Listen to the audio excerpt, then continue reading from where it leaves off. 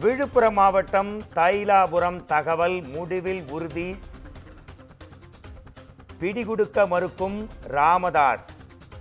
இன்று முழுவதுமே பல மணி நேரங்களாக பாமக தொடர்பான செய்திகள் அதிரடியை கிளப்பி வரும் நிலையில் மீண்டும் ஒரு முக்கிய செய்தி முடிவில் உறுதியாக இருப்பதாகவும் பிடிகுடுக்க மறுக்கிறார் ராமதாஸ் எனும் அதிரடி தகவல் முக்கிய செய்தியாக வந்திருக்கிறது. நிர்வாகிகளுடன் சமரச பேச்சுவார்த்தையில் பிடிகுடுக்க பாமக நிறுவனர் மற்றும் தலைவர் ராமதாஸ் மறுப்பு தெரிவித்திருக்கிறார்.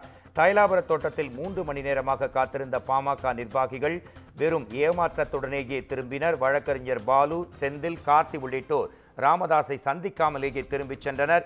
இந்த முக்கிய அதிரடி செய்தி குறித்து நமது குமுதம் செய்தியாளர் குமரன் தரும் உடனடி தகவல்களை கேட்கலாம். தைலாபுரம் நிச்சயம் ஒரு பரபரப்பான செய்தியாக கடந்த பல மணி நேரமாக இருக்கிறது. தலைவர் மாற்றம், செயல் தலைவர் அறிவிப்பு போன்ற செய்திகள் ராமதாஸ் மற்றும் அன்புமணி இடையே நடப்பது என்ன? உங்கள் தகவல்களை தரலாம்.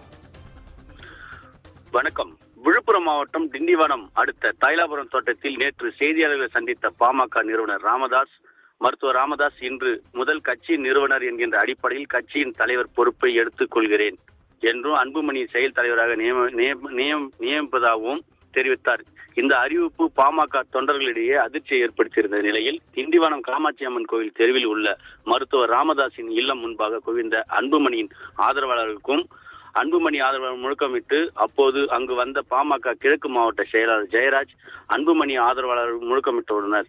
வாக்குவாதத்தில் ஈடுபட்டனர். இதனால் அங்கு சிறிது நேரம் பரபரப்பான சூழல் ஏற்பட்டது. உடனடியாக சம்பவ இடத்திற்கு வந்த காவல்துறையினர் இருதரப்பையும் சமாதானம் செய்து அங்கிருந்து அனுப்பி வைத்தனர். அன்புமணி ஆதரவாளருக்கும் மருத்துவர் ராமதாஸ் ஆதரவாளருக்கும் இடையே நடைபெற்ற இந்த வாக்குவாதம் அப்பகுதியில் பெரும் பதட்டத்தை ஏற்படுத்தியது. இந்நிலையில் பாமக தலைவர் ராமதாஸை சந்தித்து ஆலோசனை மேற்கொண்டு வருவதாக தகவல் வெளியாகிய நிலையில் நேற்று சேலம் முன்னாள் எம்எல்ஏ கார்த்திக், மயிலம் சட்டமன்ற உறுப்பினர் சிவகுமார், முன்னாள் எம்பி செந்தில் உள்ளிட்ட முக்கிய நிர்வாகிகள் நேற்று தைலாபுரம் தோட்டத்துக்கு பேச்சுவார்த்தை தொடங்கி வந்தனர்.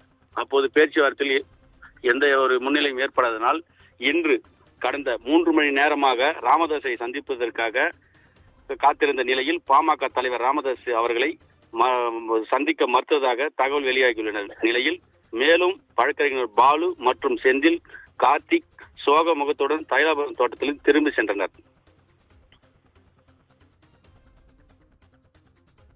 இரவு 10 மணிக்கும் இந்த முக்கிய தகவல் குறித்த விவரங்களை தந்ததற்கு நன்றி குமரன்.